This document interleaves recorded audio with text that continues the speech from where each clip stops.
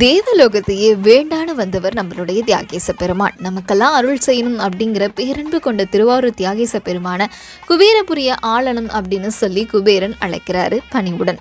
ஆனால் தியாகராஜருக்கு திருவாரூர் விட்டு போகிறதுக்கு மனமே இல்லை. அதனால என்ன செய்கிறாருன்னா, குபேரன் வற்புறுத்தும் பொருட்டு திரும்ப திரும்ப குபேரன் சொல்கிறதுனால, சரி நான் நடந்து ஆடிட்டு வர ஒவ்வொரு அடிக்கும் நீ பொன் கொடு, நான் அதுக்கப்புறம் உன்னுடைய எண்ணத்துக்கு ஏற்ப வரேன் அப்படின்னு சொல்கிறாரு. உடனே குபேரனும் தியாகேச பெருமானுடைய லீலையை புரிஞ்சுக்காம உடனே ஒத்துக்கிறாரு. ஒவ்வொரு அடிக்கும் முதல் பிரகாரத்தில் தன்னுடைய பொன்னையும், அதுக்கப்புறம் அடுத்த பிரகாரத்தில் தன்னுடைய மனைவி அப்படின்னு சொல்லி ஒவ்வொரு பிரகாரத்துக்கும் வர வர தன்னுடைய சேனைகள், தன்னுடைய கஜானான அத்தனை பொண்ணையும் குபேரன் சுவாமியோட நடனத்துக்கு கொடுக்குறாரு.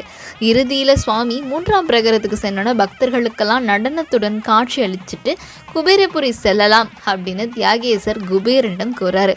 ஆனால் குபேரன் அப்படியே ஆகட்டும்னு சொன்னாலும் அவர்கிட்ட எந்த பொண்ணோ பொருளோ எதுவுமே இல்லாமல் திகச்சு நிற்கிறாரு.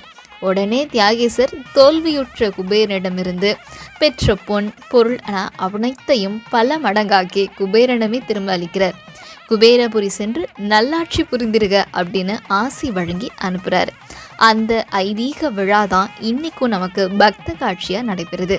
சுவாமி அதே மாதிரி அஜபா நடனம் ஆட, பொன்னும் பொருளும் கலந்து பூமாரி பக்தர்கள் பொழிய இறைவன் அஜபா நடனத்துடன் யதாஸ்தானம் அருள்கிறார். அந்த மிகப்பெரிய ஐதீக விழா தான் இன்னைக்கு நடைபெறுது.